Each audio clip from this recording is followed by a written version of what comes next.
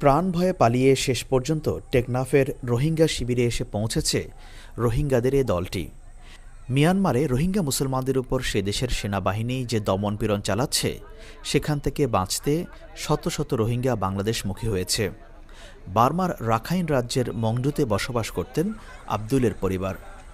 সেনাবাহিনীর অভিযান থেকে বাঁচতে তিনি রাতে নাফ নদী পার হয়ে এখন বাংলাদেশের টেকনাফে।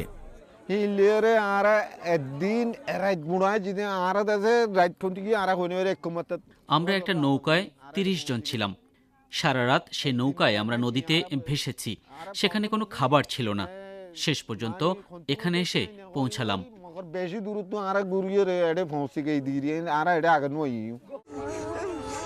জাতিসংঘের ভাষায় রোহিঙ্গা মুসলমানরা পৃথিবীর সবচেয়ে নির্যাতিত সংখ্যালঘু।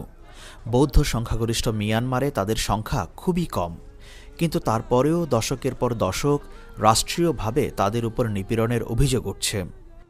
টেকনাফে আশ্রয় নেওয়া রোহিঙ্গারা এসে বলছেন, গত ১ মাস যাবৎ রাখাইন রাজ্যে হত্যা, ধর্ষণ, লুটতরাজ একটি নিত্য নৈমিত্তিক ঘটনা। রোহিঙ্গা মুসলমানদের লক্ষ্য করেই এগুলো করা হচ্ছে বলে তাদের অভিযোগ।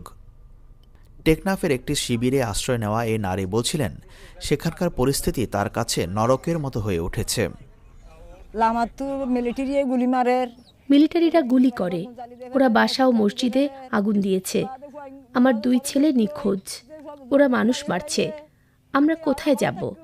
10 দিন কষ্টে কাটিয়ে আমি এখানে এসেছি।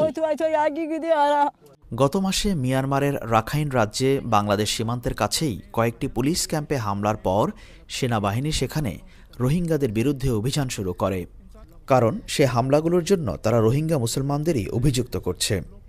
টেকনাফের বাসিন্দারা বলছেন, গত 1 সপ্তাহ ধরে সীমান্ত পেরিয়ে বহু রোহিঙ্গা বাংলাদেশে এসেছে, কিন্তু এর সংখ্যা কত সেটি সুনির্দিষ্টভাবে বলা সম্ভব নয়।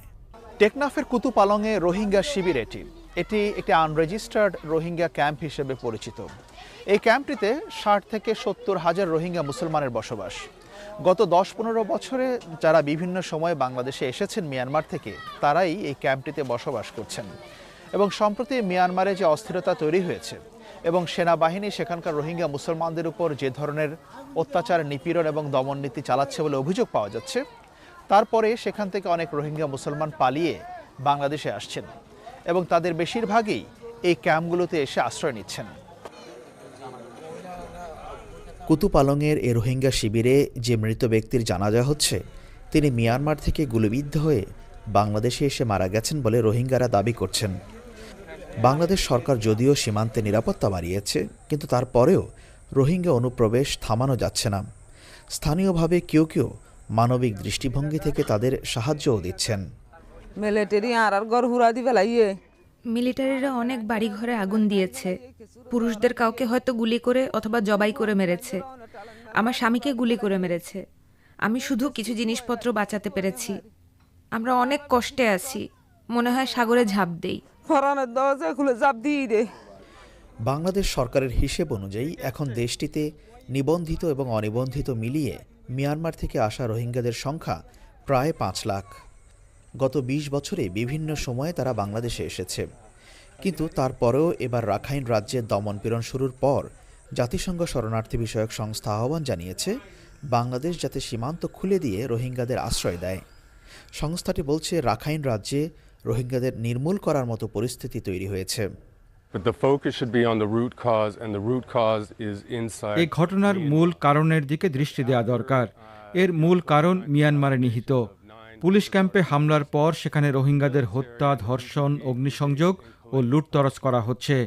বাংলাদেশের জন্য একথা বলা খুবই মুশকিল যে সীমান্ত খোলা, তাহলে সেটি রোহিঙ্গাদের এখানে আসতে আরও উৎসাহিত করবে। এতে করে মিয়ানমার সরকার রোহিঙ্গা মুসলমানদের নির্মূল করার যে লক্ষ্য, সেটি অর্জনে সহায়তা করবে।